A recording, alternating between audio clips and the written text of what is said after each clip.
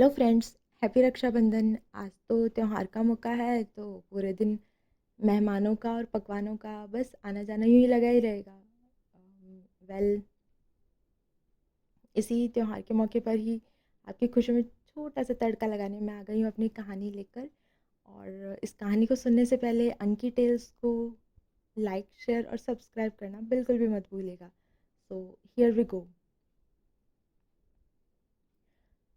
धूम मचा ले, 1 2 3 4। धूम मचा ले, धूम मचा ले।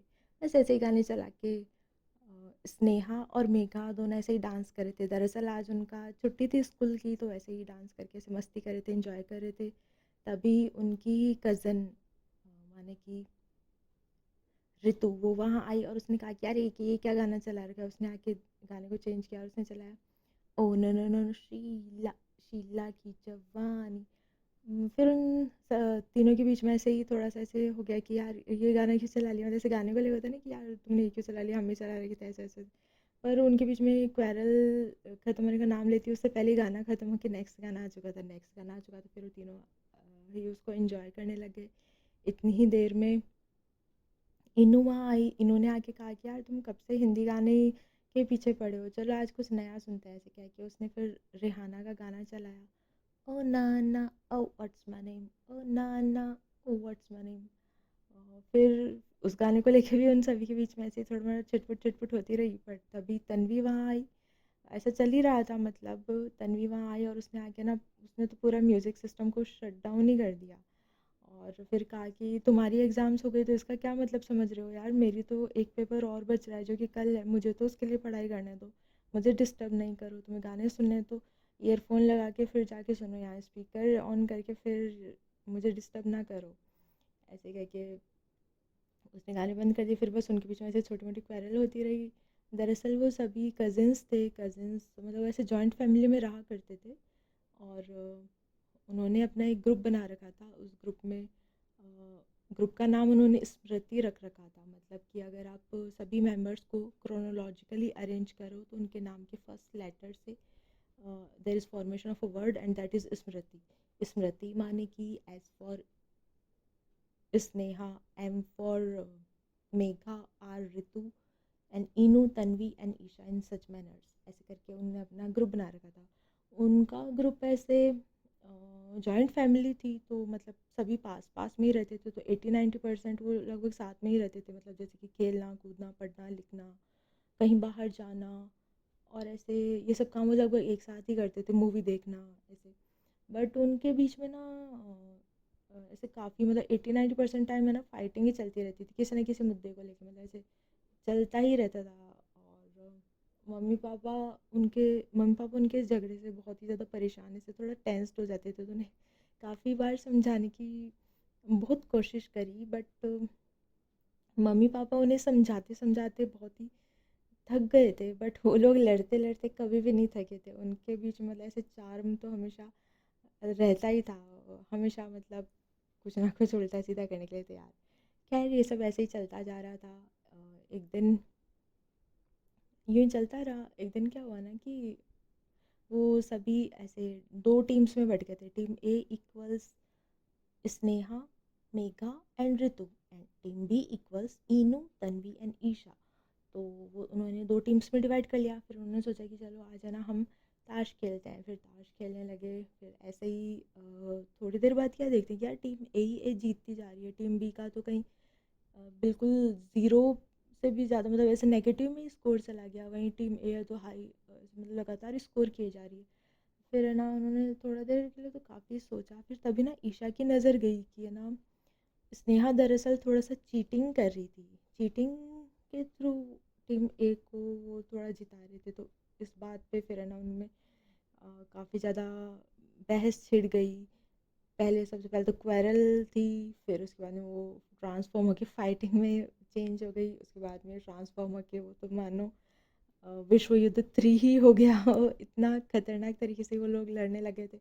उनके इस तो शोर शराबे और लड़ाई दंगे से परेशान होके फिर दादा जैसे कोइंसिडेंटली वहाँ आए। वो यहाँ आए तो उनको सबको ऐसा व्यवहार इतना ऐसा व्यवहार करता हुआ देख के उन्होंने कहा कि ईशा, तन्वी, तभी वो सब रुक गए, उन्होंने देखा ओह दादा, फिर वो सब चुपचाप मतलब ना चुपचाप ऐसे सीधे खड़े हो गए। फिर दादा ने कहा कि यार चलो तुम लोग, आज मैं भी बैठा बैठा बोर हो रहा हूँ, चलो थोड़ी देर तुम मेरे साथ भी तो गेम खेलो, मैं काफ़ी ज़्यादा बोर हो गया, वहाँ तो टीवी पे भी कोई अच्छी मूवी नहीं आ रही है। तो फिर सबने कहा कि यस दादा। फिर ऐसे कह के सब दादा सबको लेकर अपने रूम में चले गए। दादा का रूम रूम कम लाइब्रेरी ज़्यादा था, मतलब कि उन्होंने अपनी लाइफ में अभी तक जितनी भी पढ़ाई करी थी सभी की किताबों को ऐसे संजो के बहुत ही सावधानी से सुरक्षित रख रखा था। उसमें इतनी सारी किताबें थी, बहुत सारी, मतलब आप लाइब्रेरी ही कह सकते हो। फिर उन्होंने वहाँ रूम में जाके एक रफ कॉपी उठाई, रफ कॉपी में से ना छोटी छोटी चिट्स निकाली, चिट्स सभी को दे दी और सभी को कहा कि तुम्हें ना सबसे पहले तो इसमें कुछ भी एक शब्द लिखना है, तुम्हें किसी का भी नाम या कुछ भी लिख सकते हो, जो भी तुम्हें मन में आए, जो भी अच्छा हो। नाम लिखोगे तो बहुत ही बेहतर होगा। ऐसे कह के उन्हें कह दिया। फिर उन्होंने सबने लिखा, लिख के फिर दादा को वापस चिट पकड़ा दी। दादा ने चिट देखी तो दादा के तो होश ही उड़ गए। मतलब दरअसल सभी ने कोइंसिडेंटली, मतलब ऐसा उनके बीच में बातचीत वगैरह कुछ नहीं होती, बट कोइंसिडेंटली सभी ने ना स्मृति लिखा था, मतलब अपने ग्रुप का नाम। फिर दादा ने कहा कि यार तुम में ऐसे देखने के लिए तो यूनिटी आती है, और जब तुम खेलने लगते हो या तुम शॉपिंग करने जाते हो या कोई मूवी ऐसा, मतलब कोई भी मैटर आता है, तब तुम फिर आपस में इतना फाइटिंग क्यों करते हो। फिर किसी ने कुछ भी नहीं कहा। फिर दादा ने सोचा चलो छोड़ो, फिर है ना दादा ने उनसे कलर्स मंगवाए, जिसके लिए वो आज अभी 2-3 दिन पहले सुबह लड़ रहे थे। फिर कलर्स लाए वो, फिर कलर से दादा ने ना स्मृति ऐसे बहुत ही सुंदर फैशन में लिखा। फिर है ना लिख कर फिर उनसे सभी से पूछा कि अच्छा ये मैंने क्या लिखा है, तो सभी ने कह दिया कि स्मृति। फिर दादा ने सबसे पहले first of all point out किया स लेटर पे। फिर उन्होंने कहा कि सबसे पहला लेटर, मतलब ये वैसे तो स्मृति बना हुआ है 3 लेटर्स बेसिकली, स म और त। इसके अलावा मात्रा वगैरह लग रही हैं वो इसके अलावा अदर्स में आ जाती हैं।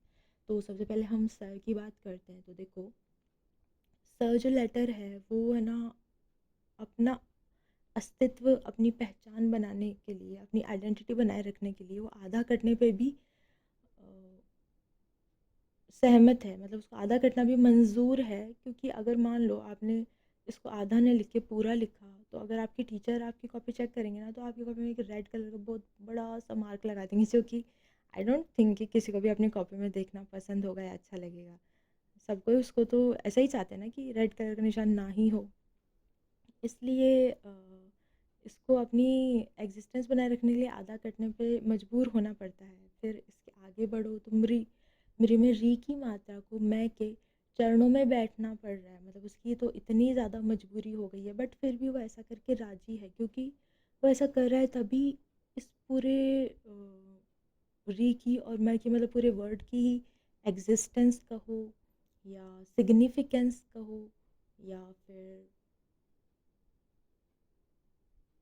इम्पोर्टेंस कहो, कुछ भी किसी भी मायने में कुछ भी कह सकते हो, वो बनाए रखने के लिए उन्हें ऐसा बनना ही पड़ेगा। मतलब ऐसा नहीं हो सकता है कि री जो है वो मैं के चरणों में ना बैठ के उसके सिर पे बैठ जाए। अगर ऐसा हो गया तो फिर वही रेड कलर का मार्क आ जाएगा भाई।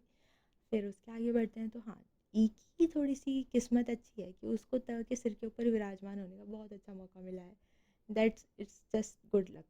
और देखो मतलब सभी तीनों लेटर्स अलग अलग मात्राओं के साथ मिलके कितना अच्छा एसोसिएट हो गए, मिल के हंस के मिलजुल के कितना अच्छे से हंसी खुशी से रहने पे राजी हैं। और ऐसा किया कि उन्होंने सभी के चेहरे की तरफ देखा, मतलब पूरा स्मृति ग्रुप के सभी मेंबर्स की तरफ, बट सभी का थोड़ा फेस थोड़ा पेल थोड़ा फेडेड था।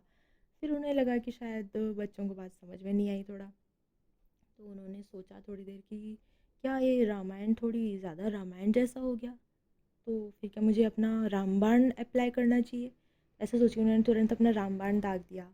उन्होंने एक रफ़ कॉपी ले रखी थी, उस रफ़ कॉपी को उठाया, फिर उन्होंने ना उसमें एक, मतलब उन्हें काफ़ी ऐसे राइटिंग के काफ़ी अच्छे हॉबी थी। तो उन्होंने वो कॉपी उठाई अपनी रफ़ कॉपी, फिर उससे ना एक कलर्स लेके और राम शब्द को काफ़ी ज़्यादा हाईलाइट और अंडरलाइन कर दिया। फिर उन्होंने कहा कि देखो बच्चों, फर्स्ट ऑफ ऑल अगर आप है ना किसी भी ऐसे लिटरेचर को देखोगे, तो उसमें सबसे पहले तो letters meets with each other and there is formation of words in such manner in same manners words meet with each other and there is formation of sentences. Sentences meets and there is formation of paragraphs. Paragraphs meets and there is formation of pages. Pages meets and there is formation of books. Books meets and there is formation of a lot of novels. A lot of novels plus magazines plus your comics plus newspapers plus another anything you could take, etc.